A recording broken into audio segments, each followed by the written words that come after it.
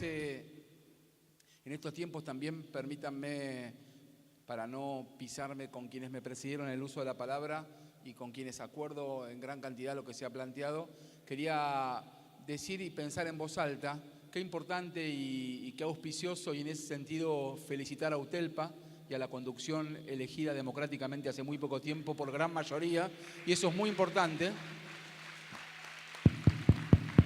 porque eso habla de la legitimidad y de la institucionalidad, ¿no? Someterse al escrutinio público. Mañana va a pasar lo mismo, y en eso tenemos ideas distintas, seguramente los que estamos acá, algunos estamos por acá, otros por allá, pero acá estamos juntos por decisión de UTELPA para pensar en torno a la educación.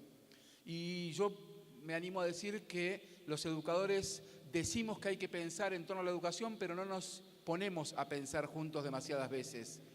Las escuelas son lugares que juntan muchedumbres y eso no es de por sí una condición para pensar juntos. Los discursos son casi todos hoy políticamente correctos.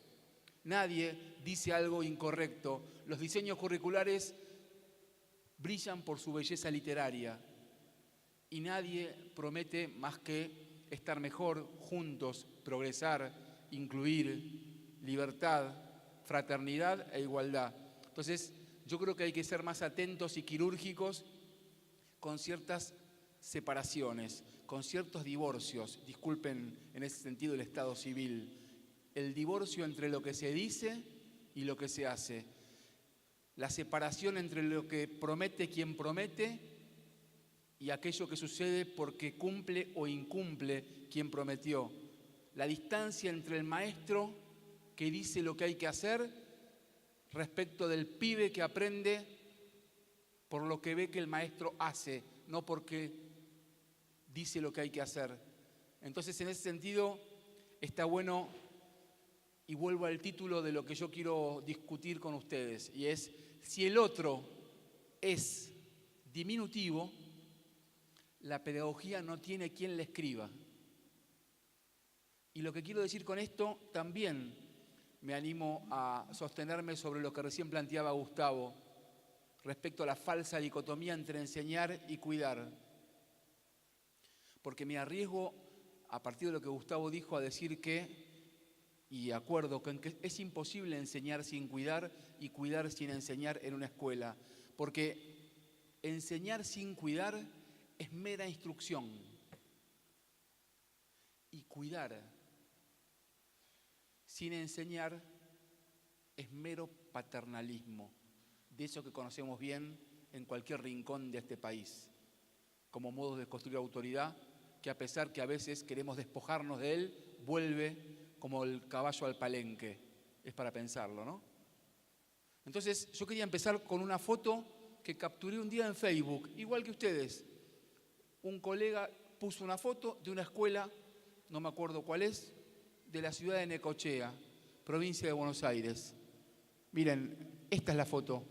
Incluso no se ve demasiado bien. ¿Lo van ubicando? Yo lo voy acercando.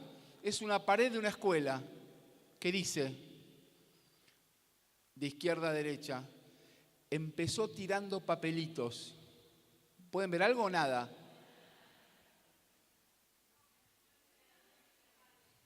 ¿Nada?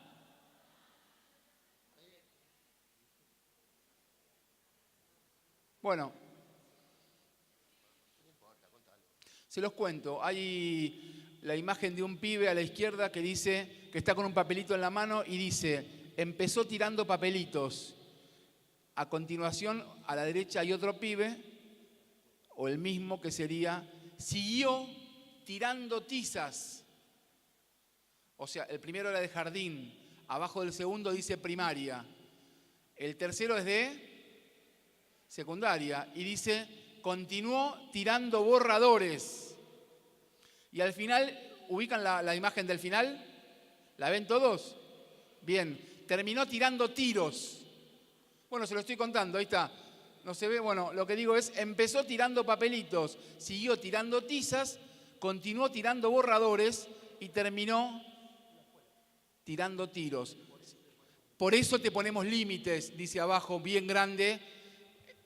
Esa imagen debe estar en un patio o en un pasillo. Todos los días nos topamos con esa imagen. Me pareció que era interesante robar una imagen de las paredes, porque las paredes, en los baños, en las escuelas, en los pasillos y en salas de profesores, hablan.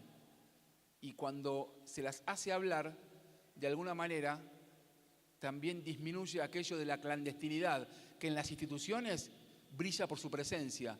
Y eso también revela la dificultad de comunicarnos. Cuando en las instituciones circula mucho la comunicación clandestinamente, es porque no se habilitan los canales para poder hacer decir lo que nos pasa y dejar de actuarlo. Y eso también es algo interesante para pensar en las instituciones. Y a veces también está divorciado de los discursos políticamente correctos. No es que quien tiene un discurso políticamente correcto y habla de todo lo que hay que escuchar, genera y promueve el diálogo en la escuela. A veces es todo lo contrario. Entonces, está complicada la cosa. Sí, educar es un asunto complicado. Nadie nunca dijo que no. Por eso es que yo digo, en esta escuela de Necochea, y este modo de ordenar subjetivamente o condenar de antemano aquel que tira un papelito, ligándolo en forma directa con la condición de cometer un delito, me parece que es interesante para pensar justamente las consecuencias que supone pensar al otro como un diminutivo. Y en todo caso mi pregunta es, como aquella hermosa canción, ¿no? ¿Qué ves cuando lo ves? ¿Se acuerdan? ¿Qué ves? Una canción de Divididos, pero además también pensaba, recuperando lo que conversé con seguramente buena cantidad de ustedes, seguramente algunos de ustedes estuvieron en todo este congreso. El 12 de agosto me tocó estar con ustedes en esta misma ciudad y planteábamos justamente aquello de qué significa o qué significó el proceso de inclusión educativa en nuestro país. Y veíamos, no sé si recuerdan, que los modos de incluir es lo que menos se investigó. A veces nos destacamos por cómo brillamos en las estadísticas del país y de la región, porque llegando a 3/4 del siglo pasado, todos los argentinos y las argentinas logramos cubrir la primaria. Y fue un síntoma y un signo muy importante de democratización. Pero lo que no hicimos fue indagar respecto a cómo fue ese proceso de inclusión. Y ahí veíamos que la inclusión fue menos parecido a la igualdad y a la democratización y fue más parecido a la homogeneización. Eso veíamos el 12 de agosto. Todos adentro de la escuela del mismo modo, dejando, ¿se acuerdan? El guardapolvo en la puerta de la escuela, dejando la propia identidad cultural en la puerta de la escuela y calzándose el guardapolvo como si fuese una ficción de igualdad, como si fuese un modo de, digamos, hacernos a todos equivalentes, como si el guardapolvo pudiese, de alguna manera, hacer desaparecer las diferencias que tenemos. Entonces, si incluir significa homogeneizar, todos adentro, con el mismo himno, con el mismo aurora todas las mañanas, no importa lo que significa, la repetimos igual, como me pasaba a mí. Si tenemos que dejar en la puerta el cocoliche de los abuelos y la propia identidad, todos adentro del mismo modo, incluir como homogeneización, lo que hace es dejar la diferencia congelada como deficiencia. La diferencia pasa a ser un rasgo de anormalidad. Piensen que así también funcionamos en las escuelas, con el diferente, con el distinto, que es un poco raro, y de raro a anormal hay mucho menos que media cuadra. Por lo tanto, la diferencia se termina congelando como deficiencia, como anormalidad, y entonces también es una amenaza, una clara amenaza. Tirar papeles puede convertirte en la anticipación clara de una amenaza para la sociedad. Si el otro es en diminutivo, desde muy pequeños lo ubicamos en un lugar de objeto y ya no es un sujeto, tomando en cuenta lo que planteaban tanto Verónica como Gustavo. Entonces, me pregunto y recorro incluso mi propia trayectoria. Yo soy profesor de enseñanza primaria. Yo hice la secundaria y fui a un profesorado, a un normal. Y recuerdo, normal, justamente, vieron que yo vengo hablando, un normal. Para preguntarse, ¿no? ¿Qué significa haber ido a un normal? La norma es aquello estadísticamente donde se concentra la mayor cantidad de casos. Pero también la norma es aquello de lo que no hay que salirse, en términos de hacia dónde vamos, de quién es el otro, de quién soy yo. Entonces, pensaba cuando hice el profesorado, no sé si ustedes lo vivieron, pero yo sí, yo tuve la diferencia respecto de mis compañeros que yo fui a hacer el profesorado cuando estaba en tercer año de la carrera de pedagogía. No es que lo hice salidito del secundario. Y me encontré con mucha gente más joven que recién salía del secundario y hacía el profesorado.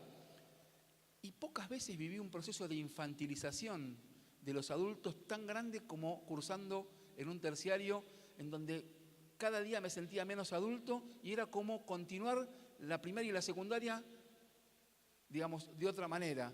Y eso también me hizo pensar cómo a veces no solamente la sociedad construye al otro como diminutivo, sino la propia pedagogía moderna construye al otro como diminutivo.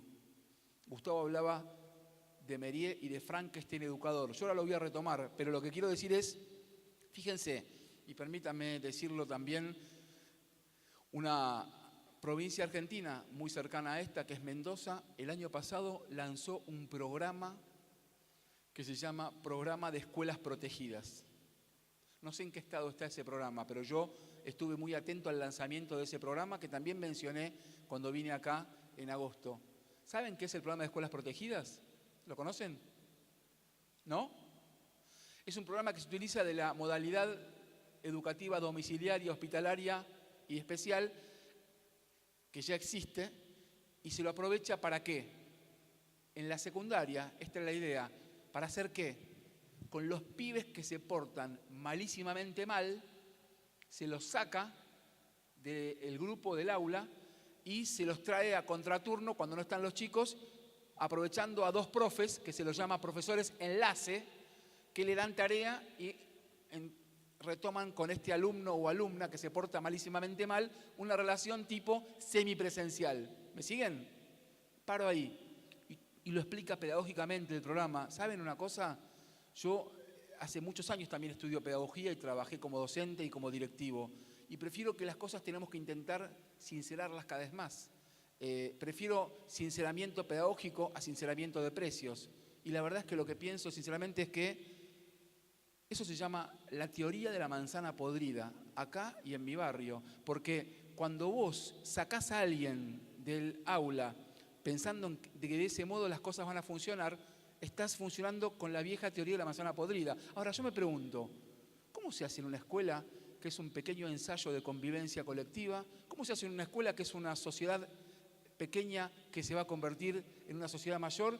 Para que si un pibe o una piba que se porta malísimamente mal modifique esa actitud y aprenda a vivir con otros, lo sacás del contexto en el que puede aprender a partir de su equivocación. ¿Cómo va a aprender a modificar su actitud? Lo pregunto acá entre maestros y maestras de inicial, de primaria, de terciario, de universitario, de secundaria. Es imposible, por lo tanto, es recluir al otro en su condición de culpable eterno y castigarlo a que nunca más pueda volver a modificar su conducta. Yo me arriesgo a decir que acá debe haber, y me pongo por delante, quienes nos portamos malísimamente mal en la escuela y que nuestro legajo se parece más a un prontuario que a una serie de antecedentes pedagógicos. Pero de todos modos, me parece que está bueno pensarlo, porque incluir es fácil ligarlo al facilismo. Yo creo que incluir de verdad no es otra cosa que dificilismo, porque, a ver, cuando hablamos de inclusión educativa no hablamos de incluir cuando está todo bien. Las escuelas se miden con una regla cuando las papas queman, cuando no están las cosas bien. El verdadero coraje y sabiduría se ven en tiempos de derrota, no en tiempos en que la bandera flamea con la gloria. Y me parece que los docentes también tenemos que poder pensar en tiempos de derrota, pero no de derrota porque sea eterna, sino porque inclusión no tiene que ver con facilismo, a mi modo de entenderla. A mi modo no, cuando digo mi modo, yo soy parte de colectivos. Tiene que ver con un conjunto de docentes que pensamos que incluir tiene que ver no con que escuchen los 3 o 4 que se sientan adelante. Incluir tiene que ver con que escuchen los 4 o 5 que se sientan adelante y también los 4 del fondo y esos 2 que estaban por el medio e incluso que se fueron, que hay que ir a buscarlos para que vuelvan. Entonces, incluir tiene que ver también con pensar en cómo nos animamos a transitar la incomodidad de hacerle un lugar al otro que va a ser distinto que yo, porque es distinto que yo. Pero cómo le hago un lugar al otro, como hablaba a partir de Hannah Arendt Gustavo, con esa idea de hospitalidad que tiene que ver con que el otro no soy yo. Y en ese sentido está bueno poder pensar la complejidad de la relación entre generaciones. Y la relación entre generaciones, Gustavo mencionó un libro, que recién volvimos a comentar, que vuelvo a insistir en ese libro porque capaz alguno lo escuchó. Quiero insistir porque justamente a veces la pedagogía tiene que ver con la redundancia. Así que volver a insistir y a pasar por un camino no está mal porque nunca se pasa del mismo modo. Gustavo mencionó a Jacques Hassoun, se escribe Hassoun, un psicoanalista egipcio que residía en Brasil, no sé ahora, escribió un libro que se llama Los contrabandistas de la memoria. Miren qué interesante. ¿Lo conocen? Los contrabandistas de la memoria. Una buena recomendación.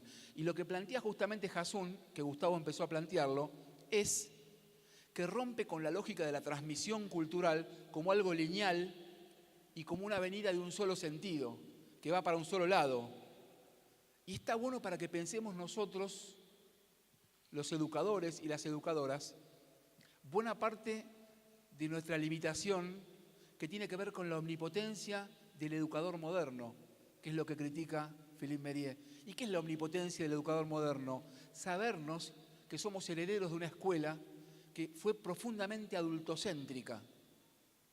Y una escuela adultocéntrica fue una escuela que puso el eje en el adulto y en todo caso el niño, la niña o el adolescente fue objeto de tutela y de cuidado y de control del adulto, pero no un sujeto de derecho, un sujeto de palabra, un sujeto de normas, un sujeto de su propia identidad, un sujeto que construye su propio destino.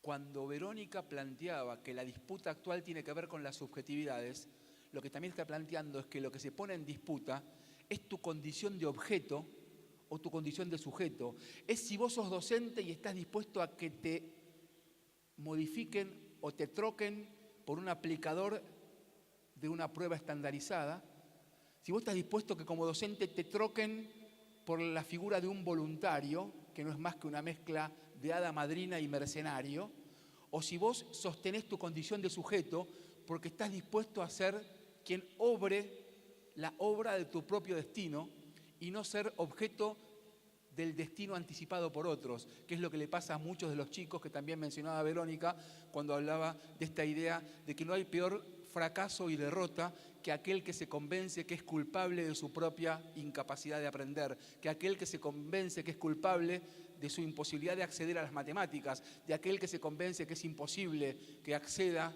a comprender, ni siquiera a leer la primera parte de una poesía. Entonces, la confirmación de la derrota es cuando aquel o aquella se confirma a sí mismo que no es merecedor de portar un derecho, el derecho a todo el saber, el derecho a ser mejor que sus padres, el derecho a poder subirse en una escalera a mejores condiciones de vida. Y eso se construye cotidianamente en una sociedad en donde la escuela, lamento decirles, no es la única que marca la cancha en términos educativos. Hace rato que la escuela perdió el monopolio de la transmisión de la cultura y tiene que compartir con otros agentes de la sociedad, justamente los medios de comunicación masiva, justamente las tecnologías de la información y de la comunicación, las redes sociales. Hoy la escuela tiene que sentarse, permítanme nombrar, porque nombrar algo es hacerlo presente cuando está tan ausente. La escuela tiene que sentarse en una especie de mesa paritaria. Digo, está bueno nombrar las palabras cuando quieren sacarlas del mercado de las palabras. La escuela tiene que sentarse en una mesa paritaria con otros agentes que son también tan o más seductores que ella a los ojos de los pibes y los nuestros también. Por lo tanto, me parece que cuando Hassoun dice en Los contrabandistas de la memoria que no se trata solamente de la transmisión vertical y unidireccional de las generaciones viejas a las más jóvenes, sino que la transmisión lograda, dice Hasun en este libro, la transmisión lograda es cuando aquel pasaje de cultura, porque los adultos somos pasadores de cultura, cuando aquel pasaje de cultura se logra interrumpir. Entonces dice Hasun, la transmisión lograda es aquel pasaje lineal que logra ser interrumpido. Y eso es lo que pasa, y eso es lo que nos pasa seguramente a muchos de los que estamos acá cuando damos clase. Y eso es lo que pasa en la escuela. Es justamente estar dispuestos a la incomodidad de ser interrumpidos, cosa que no ha pasado con el pedagogo o la pedagogía moderna, especialmente del siglo XX. Por eso es que me parece que está bueno pensar, y acá agrego otra dificultad que traía para compartir con ustedes, que esta época, a diferencia de otras que tenían que ver con un modelo más lineal y adultocéntrico, nos conmueve, nos irrita, nos incomoda, nos sorprende, algo del orden de la alteración. Y me refiero a la relación entre adultos y niños o niñas, entre adultos y adolescentes, lo que nosotros hacemos todos los días, no importa el nivel en el que trabajes. Esa relación asimétrica entre adultos y niños o adolescentes está severamente alterada. ¿Y a qué me refiero con que está alterada? Y me refiero a que hay situaciones que nos descolocan. ¿Qué nos descoloca? Y yo trabajé como director también, igual que Gustavo, en una escuela secundaria. ¿Recuerdan los tiempos del polimodal? Me tocó armar el polimodal en la provincia de Buenos Aires. Y les recuerdo, yo soy medio corto de vista, que yo no veo bien cuando alguien está muy lejos, pero cuando se va acercando me doy cuenta quién es, como pasa los que somos medio cortos de vista. Y a veces cuando venía una mamá con su hija adolescente, o un papá con su hijo adolescente, hasta no tenerlos bien cerca, yo no sabía quién era la mamá y quién era la hija, quién era el papá y quién era el hijo, porque los modos de vestir y de andar en esta época están un poco alterados. Además de que, y no tengo nada contra las cirugías estéticas, también contribuyen a modificar de alguna manera las cosas, entonces podemos vivir eternamente juvenilizados. Y entonces, en ese sentido, cuando digo alteración, digo que hoy hay claramente situaciones en donde vemos adultos infantilizados, pero también niños adultizados.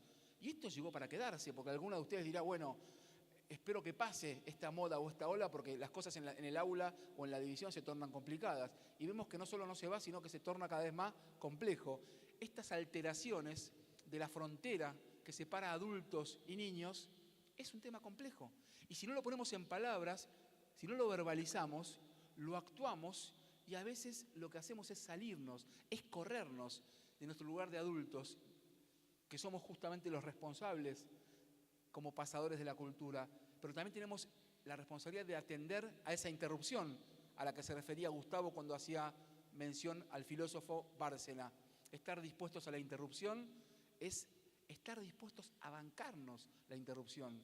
Y eso corre tanto por cuenta de un ministro de Educación, como de un inspector, como de un director de escuela y como el docente de sala de 4.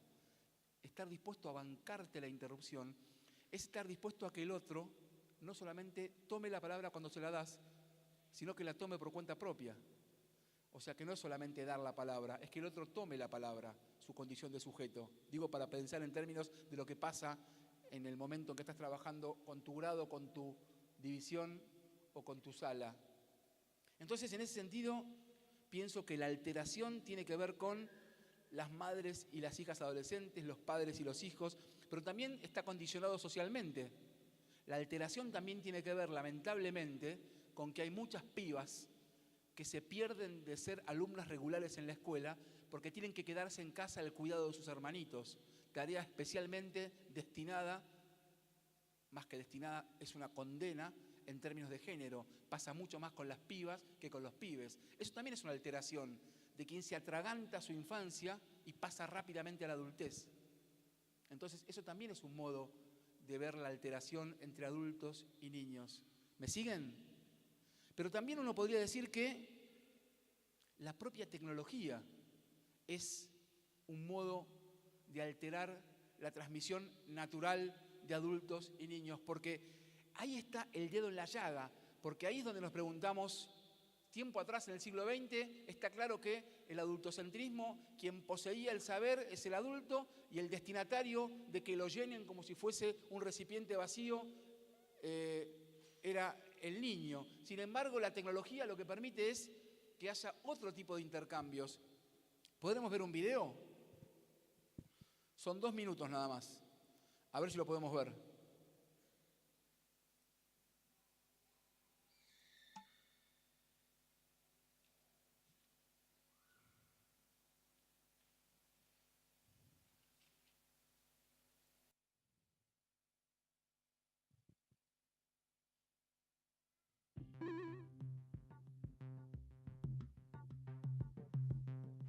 Saquen carpetas.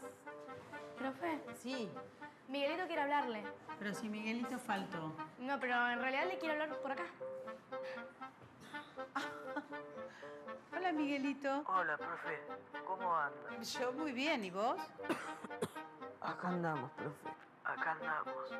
Profe, entre usted y yo estoy muy triste porque tenía muchas ganas de estar ahí. Hice la tarea y todo. Y quisiera igual a 2/3, ¿no? Ay, bueno, pero qué alumno aplicado. Muy bien, te felicito. Si no le molesta, profe, ¿puedo hacer la clase desde acá? ¿Pero vos no querés descansar? Yo tenía muchas ganas de estar ahí. Bueno, está bien. Ahí ves bien el pizarrón, ¿no? Muy bien, seguimos entonces. Habíamos hablado que las ecuaciones con módulos lo primero que hay que hacer es despejar. Profe. ¿Qué pasa, Miguelito? No me vas a interrumpir a cada rato, ¿no es cierto? No, es que me siento medio raro acá. ¿Le molestaría sentarme en mi banco, por favor? Apellido de él. A ver, ¿estás bien ahí, Miguelito? Bien, muy bien. Bueno, chicos, seguimos entonces. ¿Se acuerdan, no? Que había que primero despejar el módulo para ver si da positivo. Si no llegara a dar positivo, entonces no se soluciona. ¿Ves bien, Miguelito?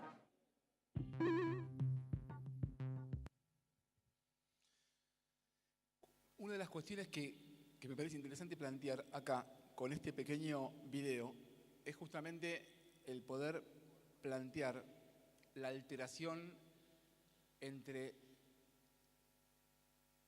adultos y niños, la alteración entre docentes y alumnos, porque justamente lo que nos permite es identificar rápidamente por qué esto se torna tan inquietamente incómodo en la vida de las aulas y las escuelas. Y también esto, porque hay algo de la condición portátil del celular y de la net que incomoda aquella manera fija, estática y estable que fuimos construyendo con la escuela de la modernidad. La escuela de la modernidad tiene más que ver con el espacio y el ocupar el espacio. Y los tiempos que vivimos últimamente son, como se suele decir, algo más líquidos y tienen mucho más que ver con el tiempo, o más concretamente, la velocidad. Entonces, en ese sentido, me parece que está bueno poder pensar cómo muchas veces quedamos atrapados por la lógica de una escuela que tenía más que ver solo con la imprenta y los lugares fijos. De hecho, fíjense que hay escuelas, por ejemplo, una tan tradicionalmente conocida como el Nacional Buenos Aires, que tienen los pupitres fijos al piso. Fijo, la condición fija que estoy usando como palabra, lo muestra directamente el banco aferrado al piso. Y me parece que aquello de lo fijo no solamente revela al banco cementado al piso, sino también a un modo de sostener la autoridad pedagógica durante el siglo XX. Creo que también tiene que ver con lo inmóvil, con lo fijo y con lo difícil de flexibilizar que tiene aquella postura de una pedagogía omnipotente que no puede tolerar la interrupción, que no puede tolerar aquello del orden de la diferencia y que cuando aparece la diferencia la ve como una amenaza. Por eso el ADN de la inclusión como sinónimo de homogeneización, dejando la diferencia como amenaza, como deficiencia, como anormalidad. Entonces, en ese sentido, está bueno poder ver esta dicotomía en la alteración entre los lugares. Un lugar fijo de la escuela moderna de la imprenta y un lugar más móvil de una escuela que también tiene que hacer el desafío de alfabetizar en la cibercultura. Entonces, en ese sentido, me parece interesante recuperar algo. Gustavo, mientras fue quien dirigió el área de inclusión democrática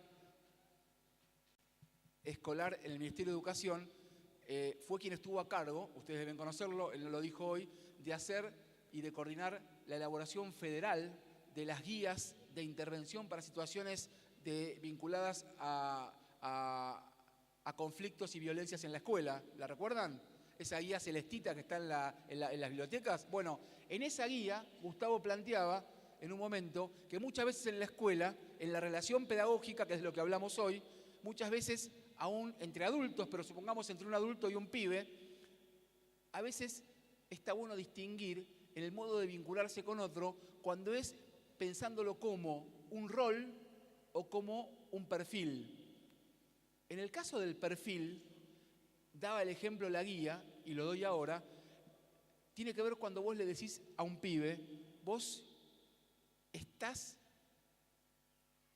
o vos sos.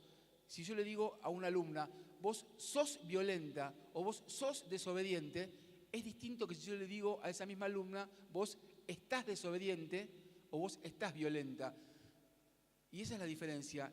Cuando Gustavo explicaba en la guía que la idea de perfil tiene más que ver con algo fijo e inconmovible, y es cuando yo le digo al otro, vos sos violenta, vos sos desobediente, vos sos burra, y bien distinto, y ahí habla de la idea de rol, que tiene que ver con moverse del lugar, con lo más intercambiable, bien distinto es que yo le diga a esa persona, vos estás desobediente, porque cuando vos le decís vos estás desobediente, vos le das la chance de salirse de ese lugar al que está, digamos, en el que no tiene por qué estar fijado y clavado al piso y al destino propio. Entonces, esa diferencia entre perfil y rol, ¿se entiende?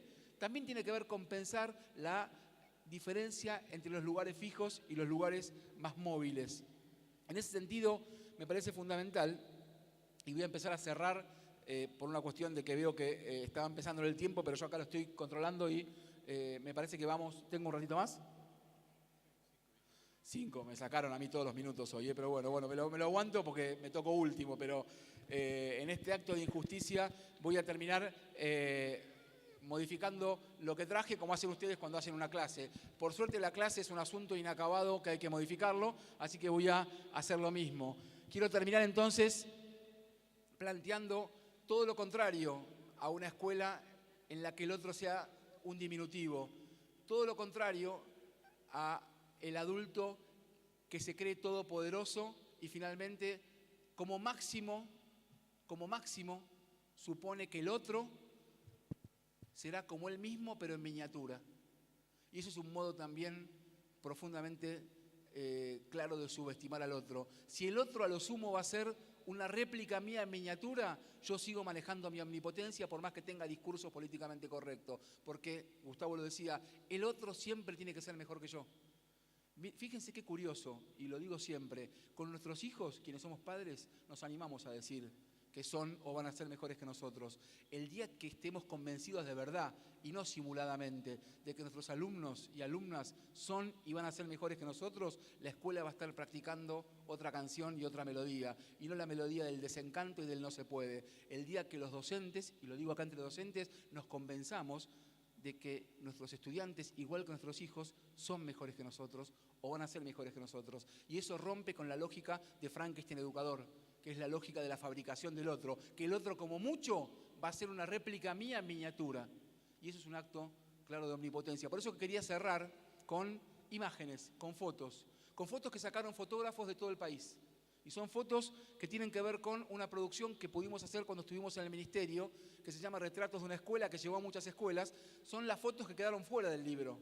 Y yo quería simplemente pasarles algunas fotos y decir 2 palabritas de cada foto.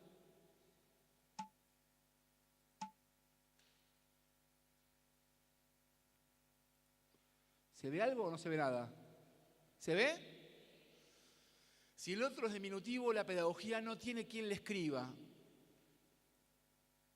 Entonces pensaba, digamos, ¿no? Sigo porque no pude explicar lo que venía en esa filmina. Esta es la primera imagen que elijo, que es de María Eugenia Cerruti. Y a propósito de lo que planteaba antes Gustavo de los recién llegados, esta es la foto de una provincia de nuestro norte, querido norte argentino, del norte profundo, donde un pibe con la lengua de los Rolling Stones y portando una cultura que por mucho tiempo fue ajena a la escuela, nos muestra que hace gala de lo que Alfredo Carballeda, un destacado cientista social, explica como la irrupción de un sujeto inesperado. Y la escuela secundaria argentina tiene hace muy poquito tiempo eso de que irrumpe un sujeto inesperado, porque muchos fuimos a la escuela como un trámite administrativo, como una consecuencia natural por pertenecer a cierto sector social, pero hace muy poquito tiempo en la escuela secundaria argentina irrumpen muchos pibes y pibas que fueron convidados de piedra y que durante el siglo XX nadie les abrió la puerta de la secundaria. Entonces guarda con querer que en un segundo esa persona aprenda el oficio de alumno que a muchos nos costó 3 o 4 generaciones familiares. Entonces hay que estar atentos a que hay que construir el lugar de alumno y no darlo por hecho. Por eso esto, pero además porque este pibe bien rolinga se anima a desafiar la cultura patriarcal y está haciendo no otra cosa que meterse con la danza cuando lo más tradicional sería el fútbol o el boxeo. Entonces me parece que es un acto interesante como imagen para despabilarnos cuando a veces somos un poco torcidos y solamente creemos en esa lógica del caballo que vuelve al palenque. Lo mismo, imagen absolutamente humana que vemos hace cientos de miles de años, pero lo que pasa es que la irrupción del sujeto inesperado es que las pibas muy jóvenes que quedan embarazadas, la idea es que las pibas puedan no quedar embarazadas tan tempranamente. Por eso la educación sexual integral es fundamental. Es fundamental para aprender a cuidarnos mejor, pero también es fundamental para aprender a querernos. Y si las pibas embarazadas tienen a sus pibes, hay que pensar una escuela que las aloje y no en todo caso pensar a las pibas en torno y en relación a la escuela. Hay que pensar desde la escuela el modo de alojar. Entonces acá hay una imagen de que se puede hacer algunas ecuaciones aritméticas que ustedes ven por detrás. Ahí la ven, ahí atrás, y cada una con sus pibes. Y lo mismo me parece que tiene que ver con pensar la condición de las gorritas como un símbolo para pensar en el sujeto inesperado y el celular atrás. Los pibes que se juntan en un win, quizás no para planear algo del orden del delito, callejero o mundano, sino que se juntan para escribir algo juntos. ¿Y quién te dice que esos pibes que irrumpen inesperadamente en la escuela también tienen derecho a creerse que un día pueden seguir el camino de Cortázar o de Juan Gelman leyendo poesía en la biblioteca y no simplemente estar destinados a correr, barrer y limpiar? Entonces, en ese sentido, también está bueno ver imágenes en donde los pibes se animan a compartir la melodía, independientemente de que hay una sola, de que los auriculares son de una sola persona. Tomar la palabra y no solamente darla, es que los pibes, la experiencia, esta es una experiencia de las radios CAJ, que también vos las nombrabas, Lila, antes, y que en ese sentido está bueno pensar que es fácil hablar de la inclusión, pero mucho más difícil seguir hablando cuando se van desarmando los programas de inclusión que deben ser sostenidos a nivel nacional para que las provincias puedan mantener el coro y la orquesta y el CAJ, y no empezar a hablar como suele suceder ahora. Volvemos a hablar ahora de la aportación de rostro en vez de animarnos a que quien porta rostro pueda portar un oboe o pueda portar un clarinete con el mismo derecho de un pibe que tiene otro color o otra tez en la piel. Leer en la escuela, me parece que acá hay otra imagen que me parece interesante y que va a contramano de esa primera foto que les conté. El tatuaje